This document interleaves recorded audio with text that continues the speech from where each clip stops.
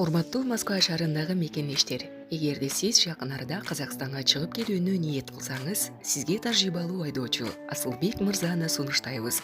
Биздин Аль Фортуналары кызмат кылат. Унабыз ыңгайлуу жана кенен жолдо кыйналбайсыз. Жолго чыгарда документти чорнойдон текшеребиз. Без пересадка өзүбүз алып кирип чыгабыз. Биздин дарек метро проспект Мира 39А. Биздин байланыш номер +7926 929 1820. Садыр Жапаров канча байлыгы бар экенин ачыктады. Президент Садыр Жапаров $20 миллион байлыгы бар экенин ачыктады. Бул тууралуу ал бүгүн 15 февралда соц тармактагы баракчасына жазды. Мамлекет башчысы кирешени легалдаштыруу боюнча мыйзам 1-июлга чейин күчүндө болорун эске салып, үлгү катары өзү да мүлкүн мыйзамдаштырганын айта кетти. Ал Бишкектин Киев жана Ибраимов көчөлөрүнүн кесилишиндеги имараттын сүрөтүн жарыялап, бул жана башка имараттары мурда башкаларга катталганын, эми мыйзам чегинде өзүнө каттатканын билдирди. Албетте, жогоруда айткандай, менин имараттарым да мурда башка бирөөлөргө катталган. Эми легалдаштыруу мыйзамынын негизинде өзүмө каттаттым. Мен өзүм башкаларга үлгү көрсөтөйүн деп биринчилерден болуп легалдаштырдым. Кыскасын айтканда, бардык мүлктөрүмдүн баасы $20 миллион тегереги болот экен. Легалдаштыруу үчүн мамлекетке 1 миллион сом төлөп бердим. Мыйзамдын талабы ушундай. Чет өлкөдө каткан акчаларым жок. Болсо аларды да алып келип, өзүбүздүн банктарга салып коймокмун, деди Жапаров.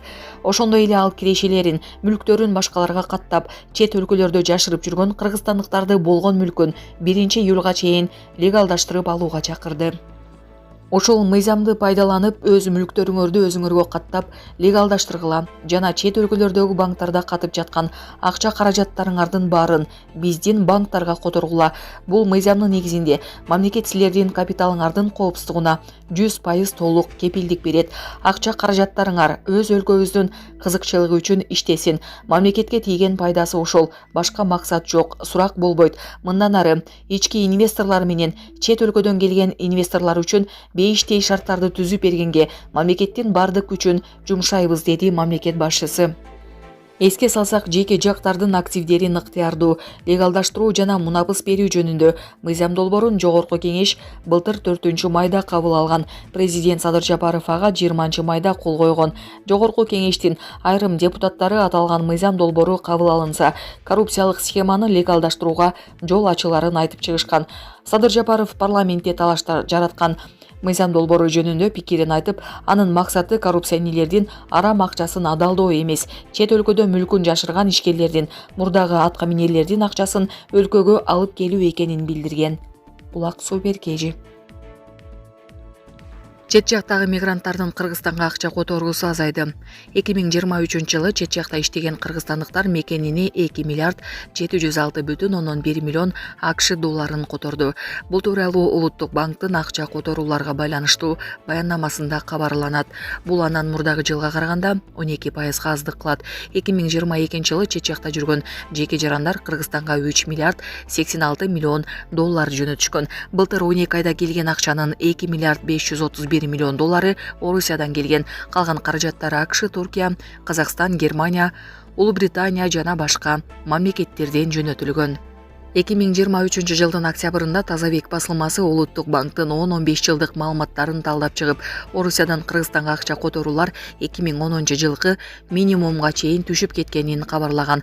Жеке адамдардын Кыргызстандан чет өлкөлөргө акча которуусу да дээрлик 2 эсе кыскарды.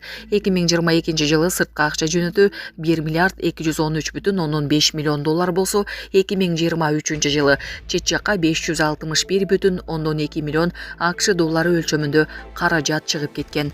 Булак Азаттык.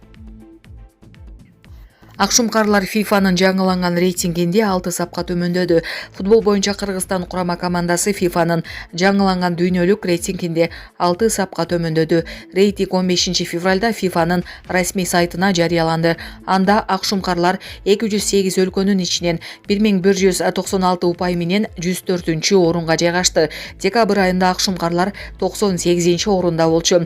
Рейтингде алдыңкы сапты Аргентина, Франция жана Англия ээледи.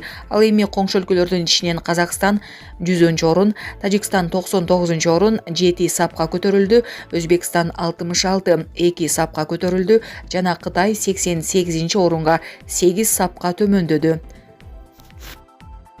Бүгүнөн тарта 20, 50 жана 100 сом номиналындагы жаңы банкноталар жүргүртүүгө киргизилгенин Улуттук банк билдирди. Бул улуттук валютанын 5-сериясы былтыр азыркыдан кесегирээк купюралар жаңыланган. Банкноталардын негизги түсү, көлөмү жана Кыргызстандын тарыхый маданий мурасын чагылдырган сюжетинин багыты өзгөрүүсүз калды. Алар заманбап коргоо элементтеринин 3 деңгээлден турган комплексин камтыйт. Кыргызстандын жаңы банкноталарындагы коргоо элементтери аны жасалмалоодон мыкты коргойт. 5-сериядагы акчалар жүгүртүүгө акырындап, эски банкноталардын запасы азайганына карап киргизилмекчи деп айтылат маалыматта. Булак Спутник эжи. НАТОнун коргоо министрлери Украина маселесин талкуулап жатышат. Бельгиянын борбор шаары Брюссельде НАТОнун башкы кеңсесинде бүгүн 15 февралда бул уюмга мүчө өлкөлөрдүн коргоо министрлеринин жыйыны өтүүдө. Талкууланып жаткан негизги маселе Орусиянын агрессиясына каршы күрөшүп жаткан Украинага аскердик жардамды улантуу жана НАТОнун курамындагы 31 мүчө өлкөнүн аскердик чыгымдарынын көлөмүн көбөйтүү. Бүгүнкү саммитти отурлай журналисттерге курган маегинде НАТОнун башкы катчысы Йенс Столтенберг АКШнын Украинага жардамы уланарына 61 миллиард долларлык колдоо тууралуу мыйзам долбоору кабыл алынарына үмүттөнөрүн айтты. Эгер президент Путин Украинада ута турган болсо, бул анын өзүнө гана эмес, башка авторитардык лидерлерге да каалаганын күч колдонуп тартып алса боло берет турбайбы деген белги болот. Дүйнөнү бул ого бетер коркунучка кептейт. АКШ Конгрессинин демократтары үстөмдүк кылган жогорку палатасы Сенат 13 февралда Украинага, Израилге жана Тайванга жалпысынан 95 миллиард долларлык каржылык жардам камтылган мыйзам долбоорун кабыл алган. Эми документ Конгресстин республикачылар көпчүлүктү түзгөн өкүлдөр палатасынын кароосуна жөнөтүлөт. Ал жакта бул мыйзам долбоору колдоо табарына шарт кыйла азыраак экени айтылып жатат. Бул мыйзам кабыл алынса, АКШнын Украинага 2 ай мурда токтогон аскердик жардамы кайра улана баштайт. Украинанын куралдуу күчтөрүнүн жаңы башкы командачысы Александр Сырский фронттон орус аскерлери чабуулдарын күчөткөн, Авдеевка жана Купянск багыттарын барып көрүп келгенин 14 февралда билдирип, абал өтө оор жана чыңалган. Орусиялык оккупанттар күчтөнүүсүн улантып жатышат, алар саны жагынан да көбүрөөк болууда деп айтты. Булак Азаттык.